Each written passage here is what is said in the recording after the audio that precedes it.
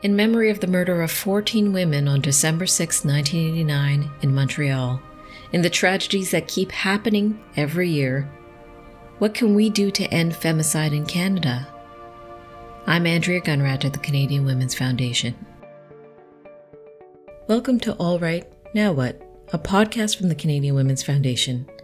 We put an intersectional feminist lens on stories that make you wonder, why is this still happening?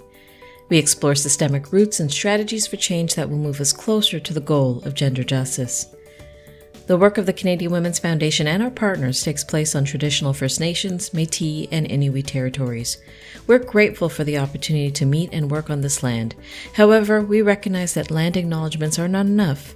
We need to pursue truth, reconciliation, decolonization, and allyship in an ongoing effort to make right with all our relations. December 6, 1989 was a terrible moment that became a transformative movement, writes Canadian Women's Foundation President and CEO Paulette Senior in the Toronto Star. Every year on December 6th, we need to revive the momentum anew.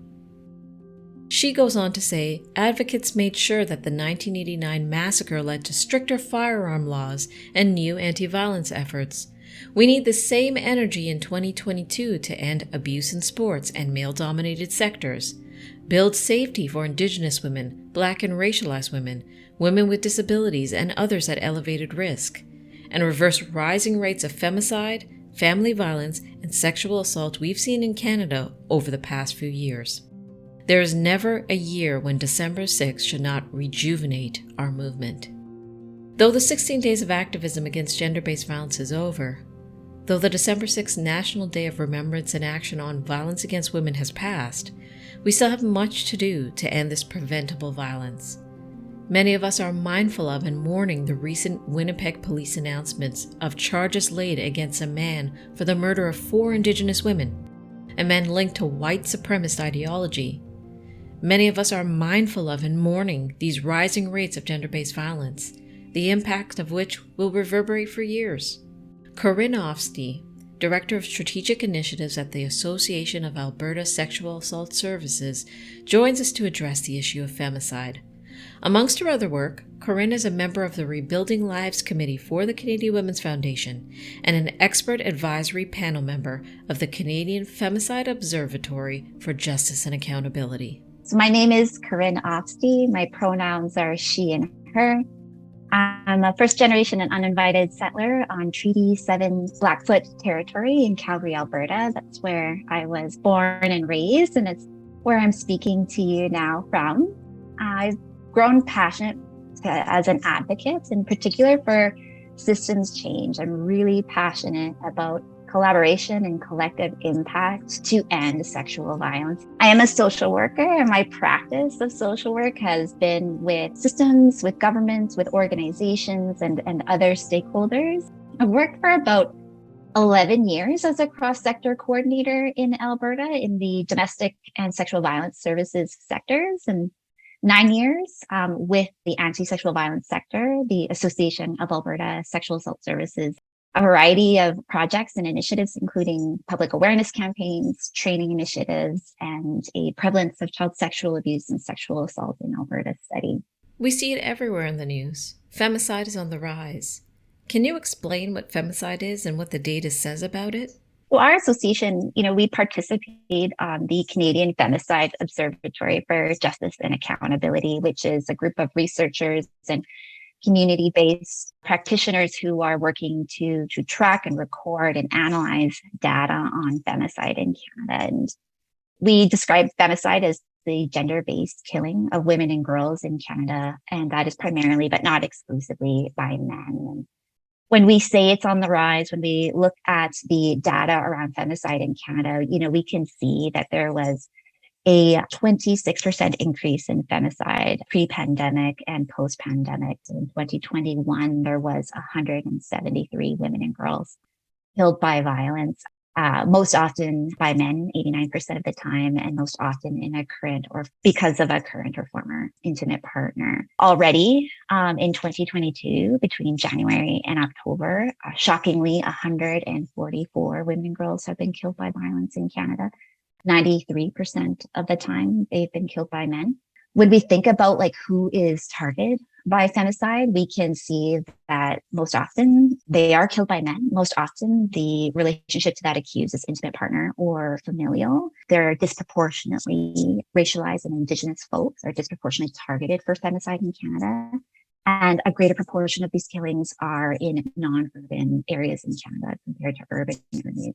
In terms of what this means, is we can see, percentage wise, when we track and analyze this, that femicide is on the rise, and that there are contextual factors within femicide, and that the research demonstrates this. And we can also look to that research around the impact of destabilizing events on domestic and sexual violence around the world, and that we can see how an event like a global pandemic and economic crisis is destabilizing and increasing abuses of power and control. And we can see that in the rise of domestic and sexual violence, but also in that ultimate form of violence, which is femicide. I guess femicide can seem so extreme and individualized.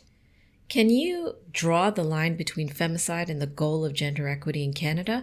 Why are they so important to hold together? When we consider violence, we can consider it as a pyramid of violence. And at the base of the pyramid are root causes, drivers, and systems of oppression.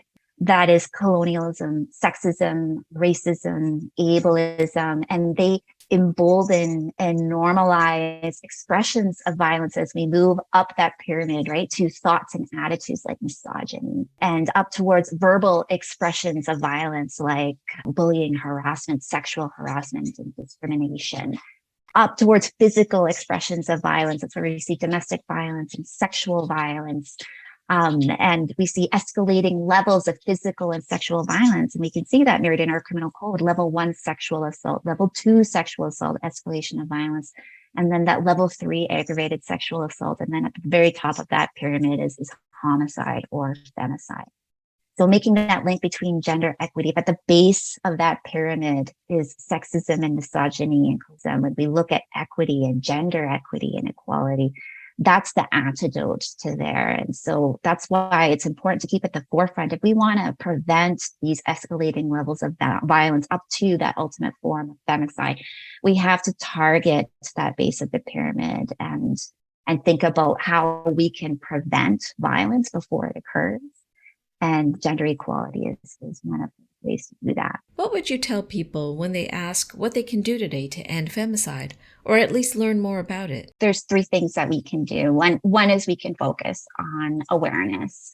So look to those organizations that are doing awareness campaigns, but also in particular, or those organizations and collectives that are documenting the issue of gender-based violence in Canada, like the Canadian Femicide Observatory, right? What research and data can we leverage to validate what we in community and what people with lived experience know, that there are factors and social identities that are disproportionately targeted for gender-based violence in Canada. And then we need to inform Canadians and policymakers about the scope and problem of gender-based violence in Canada and what they can do to stop it. We need to enhance access to services, supports, and safety for women and girls targeted by violence. That's absolutely essential. And then we need to focus on prevention efforts, target prevention efforts towards those root causes and drivers of violence. We need to promote social norms of safety and equity through campaigns. And that's something that every Canadian can get involved with.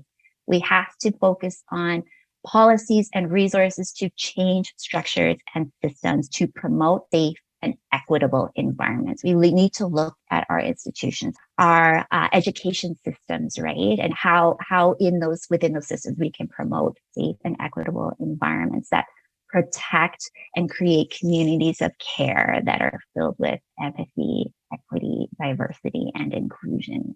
And then we need to engage men and boys as full beneficiaries of safety, equity. Tell us about other projects you're working on today to end gender-based violence. Right now, I'm really working on our strategic initiative. It's a provincial initiative in Alberta called Healthier and Safer Alberta Workplaces. It has 2 parts. The first is a provincial public awareness campaign. It's a anti-sexual violence, anti-workplace sexual harassment prevention and engagement campaign that's engaging Albertans as leaders in moments that matter. So moments that support, protect, defend, and address sexual harassment, and leveraging the stories of these moments that matter to create positive, safe, and healthy, respectful workplace cultures that help to stop sexual harassment. And then our second part of that program is, training to increase the skills and confidence of Albertans to effectively address workplace sexual harassment. And we're really excited about that. We just launched this training curriculum. It's called Engagement Strategies Toward Ending Workplace Sexual Harassment.